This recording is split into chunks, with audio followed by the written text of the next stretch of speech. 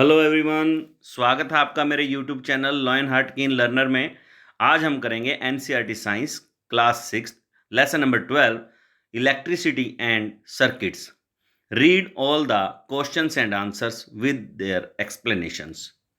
सो electricity, जब भी कोई भी कैसा भी चार्ज प्लस या माइनस का कोई भी चार्ज किसी भी वायर के अंदर से मूव करता है या जाता है या कैरी होता है, that one is the electricity.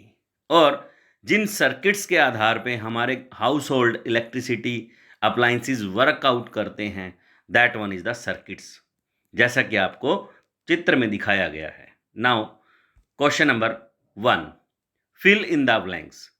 A device that is used to break an electric circuit is called। किसी भी इलेक्ट्रिक सर्किट को ब्रेक करने के लिए एक डिवाइस का यूज होता है, उसे हम बोलते हैं स्विच। क्या बोलते हैं? Switch. B, an electric cell has dash terminals. We know very well, एक इलेक्ट्रिक सेल के अंदर दो इलेक्ट्रोड या दो टर्मिनल्स होते हैं, एक पॉजिटिव और दूसरा negative. Question number 2, mark true और फॉल्स फॉर फॉलोइंग स्टेटमेंट्स। दी गई स्टेटमेंट्स के लिए ट्रू या फॉल्स मार्क करें। A, electric current can flow through metals. Yes, metals के अंदर से ही इलेक्ट्रिक करंट फ्लो करता है, that one is true. B, instead of metal wire a jute string can be used to make a circuit। Jute string समझते हो आप लोग, जिनसे गन्नी बैग्स वगैरह बनते हैं, या हम कह सकते हैं सुतली जिससे बनती है। हम अगर सुतली को किसी भी सर्किट के बीच में लगाएं तो क्या वो कंप्लीट रहेगा? क्या उसके अंदर से करंट क्रॉस होगा? No, that one is false. Now see, electric current can pass through a sheet of thermocol.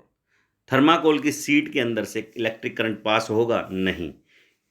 Next question number 3, explain why the bulb would not glow in the arrangement shown in figure 12.13।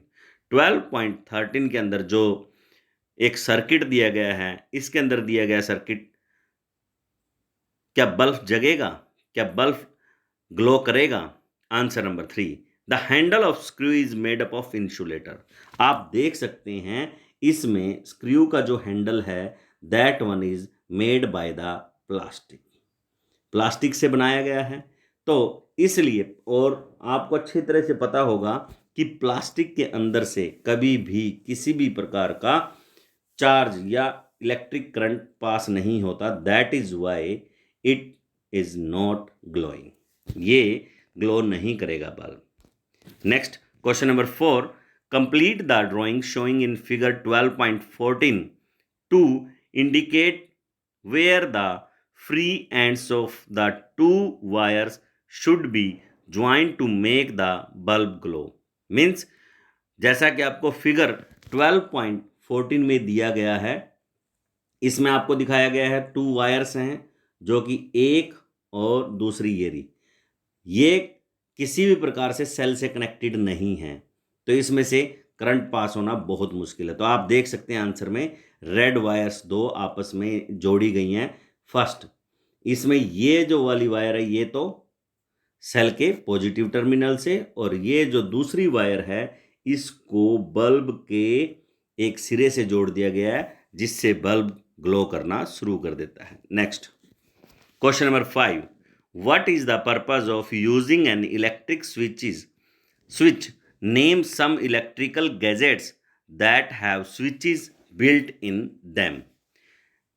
Electric switch जो होता है वो, उसका purpose क्या है किसी भी electric circuit के अंदर यूज करने का?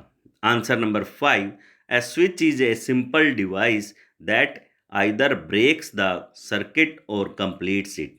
मीन्स स्विच एक ऐसा डिवाइस है जो किसी भी सर्किट को पूरा करता है या फिर उसको ब्रेकआउट करता है, जैसा कि आपको फिगर में या देखने को मिलता है अलग अलग प्रकार के स्विचेस के बारे में।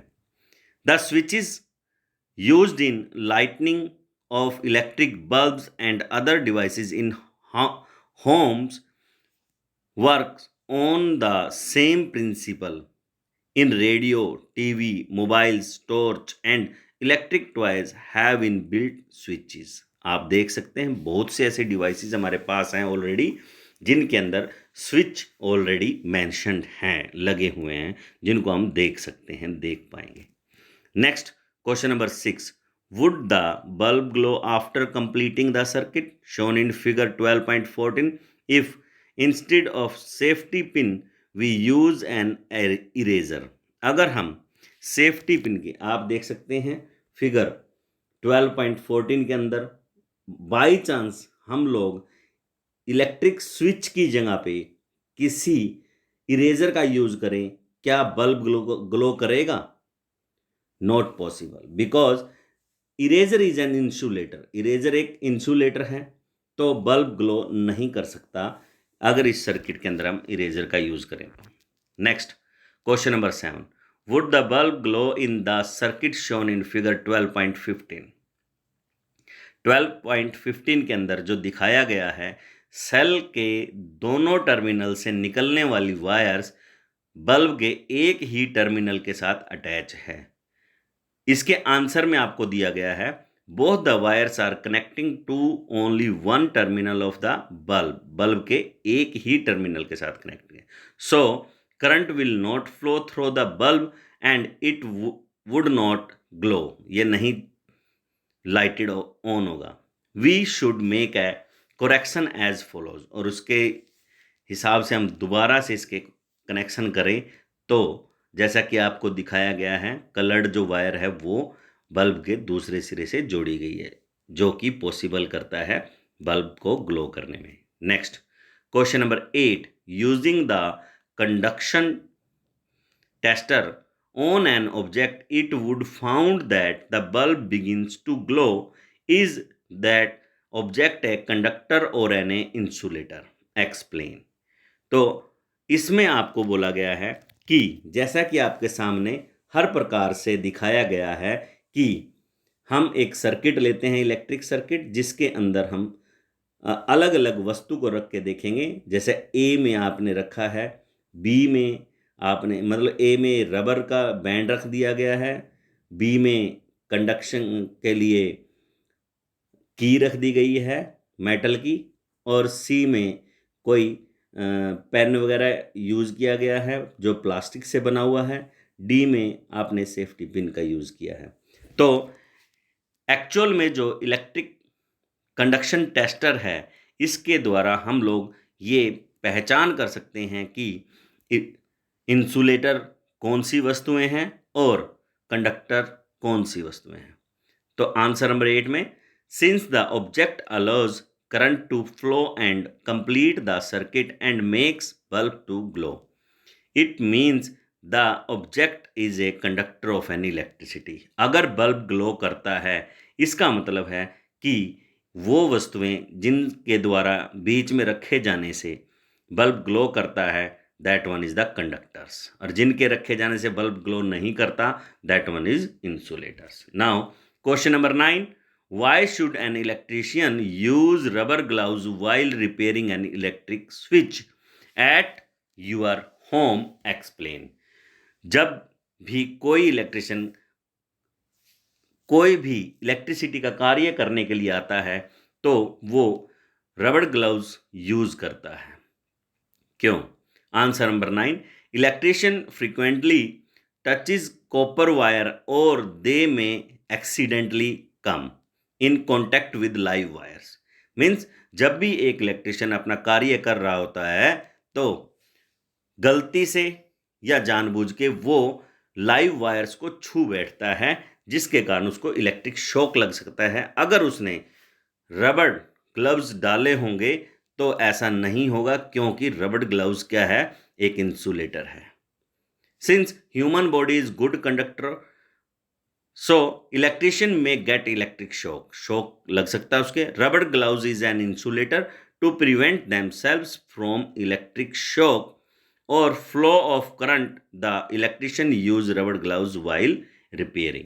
So next question number 10, the handles of the tools like screwdrivers and pillars used by electrician for repairing works usually have plastic or rubber covers on them.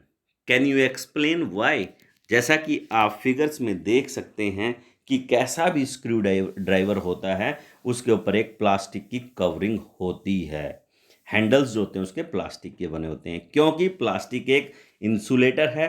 जब भी हम रिपेयरिंग कर रहे होते हैं तो ये जो मेटल वाला हिस्सा है इसका स्क्रू ड्राइवर का, वो लाइव वायर्स के टच हो जाता है तो उससे इलेक्ट्रिक शॉक लगने का डर रहता है, तो इंसुलेटर्स हमें इस चीज़ से बचाते हैं। तो आंसर में हम पढ़ेंगे इंग्लिश में, without the help of insulators, the use of electrical tools like pillars and screwdrivers will give electric shock to user. Wood and plastics are insulators and help in avoiding direct contact with electric current. When electrician touches these live electric wires with these tools covered with plastic or rubber, current does not flow in their body, making safer them from any accidents. Next, extra questions and answers के बारे में। Now first है, what are conductors and insulators, write two example of each. First, conductors, material which allow electric current to pass through them are called conductors. Means ऐसा material जिसके अंदर से electricity pass हो जाती है इजिली, उसे हम कंडक्टर्स कहते हैं, जैसे wires, iron and copper etcetera. Second, insulators, material which do not allow electric current to pass through them are known as insulators like rubber, wood and plastic. Means ऐसा material जिसके अंदर से electricity किसी भी तरीके से पास ना हो, मीन्स आर पार ना जाए, ऐसे मटेरियल को इंसुलेटर बोलते हैं, जिसे रबर, वुड और plastic. Question number 2, draw a diagram of an electric circuit. Electric circuit का जो डायग्राम है आंसर नंबर 2 में आप देख सकते हैं, सिंपल इलेक्ट्रिक सर्किट। इसके अंदर आपको दिखाया गया है switch, battery, bulb and wire. This is an simple electric circuit diagram. Next, question number 3, show by diagram inside view of a torch. Answer, torch के अंदर का व्यू दिखाना है। तो इसमें आप देख सकते हैं 2 सेल लगे होते हैं, हर सेल का जो पॉजिटिव सिरा है वो डायरेक्ट बल्ब के एक टर्मिनल से जुड़ा होता है। सेल का, पहले सेल का जो दूसरा सिरा है वो दूसरे सेल के पॉजिटिव सिरे से जुड़ा होता है, और दूसरे सेल का जो नेगेटिव है वो वायर के थ्रू इस प्रकार से स्विच से होता हुआ बल्ब के दूसरे टर्मिनल से जुड़ा होता है। जैसे स्विच ऑन होता है तो इस प्रकार का जो स्विच होता है, इसमें स्लाइडिंग स्विच होता है, जैसे स्विच ऑन होता है तो हमारा जो इलेक्ट्रिक बल्ब है वो ग्लोइंग करना शुरू कर देता है। Next, thanks for watching video. Circuit diagram आपके सामने बेटा, बिल्कुल अच्छे से देखना। ओके।